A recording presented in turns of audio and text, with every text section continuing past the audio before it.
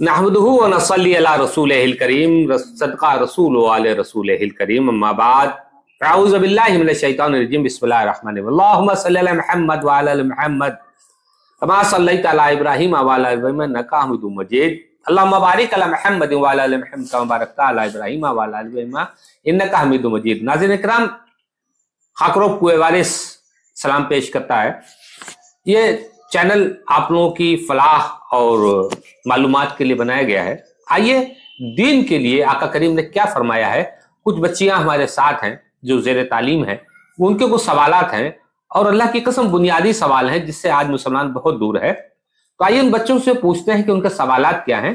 कोशिश करेंगे कि अपने जवाब से हम मुतमईन कर पाएं, क्योंकि आका करीम ने फरमाया कि दीन सीखने के लिए 7 समंदर पार जाना पड़े तो जाओ। क्या सवाल है बेटा आपका?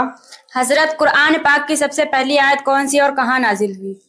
कुरान पाक की पहली आयत आका करीम सरवर कोनो मका पर गारे हिरा में और इक़रा, सूरह इक़रा। इक़रा का लफ्जी माना होता है पढ़ लें। पहली आयत, पहला लफ्ज यही नाजिल हुआ आका करीम पर, इक़रा, और गारे हिरा में नाजिल हुआ। कुरान पाक मुकम्मल आका के नाजिल होने में 23 साल का वक्त लगा। और दूसरा सवाल, कुरान पाक के माने क्या हैं? कुरान का लफ्जी माना है बार बार पढ़ी जाने वाली किताब। दुनिया ने जब इसे सर्च किया तो मालूम हुआ कि कायनात में सबसे ज्यादा पढ़ी जाने वाली किताब वो कुरान पाक है। लफ्ज ही उसका माना ही यही है कि बहुत ज्यादा पढ़ी जाने वाली किताब। और बेटा सवाल, हजरत, सारे नबियों ने कलमा किसका पढ़ा और मेरे आका ने क्या कलमा पढ़ा? मतलब आपका सवाल है कि सारे नबी जितने आए उन्होंने कलमा क्या पढ़ा और मेरे आका करीम ने?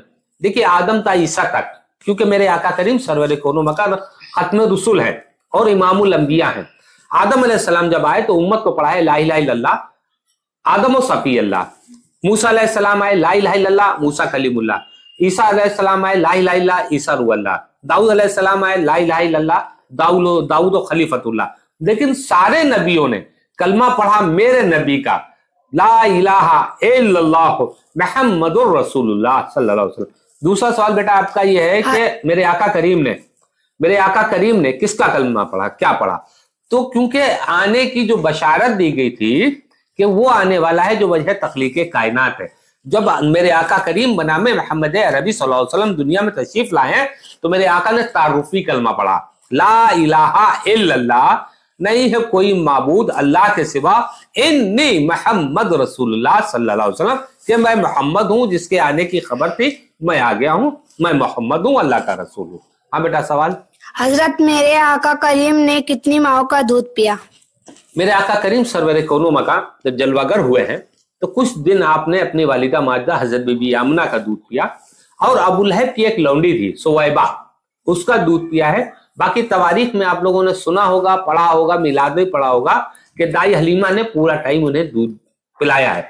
इस तरह कुल मिला के 3 माओं का दूध मेरे आका करीम ने नोश फरमाया है। दूसरा सवाल, कुछ लोग रसूल और करीम कुरान पाक की कसम खाते हैं, उसके लिए शरीयत का क्या हुक्म है? देखिए, कसम खाना यूं भी गलत है, क्योंकि जो शख्स आपसे कसम खिलवा रहा है वो आप पर यकीन नहीं कर रहा है, तो जब वो यकीन नहीं कर रहा है तो आपके कसम खाने पे भी नहीं करेगा। दूसरी, इसकी शरीयत का जो मामला है, मेरे रब ने फरमाया कि तुम्हें अगर अपनी जान बचाने की जरूरत पड़े तो मेरी कसम खा लेना, मेरे रसूल और कुरान की कसम नहीं खाना। कतन कतन कतन गुनाह अजीम है जिसकी तलाफी नहीं है। रब ने कसम फरमाई, वल अस्र, जमाना महबूब की कसम, वद्दुहा, चास की कसम।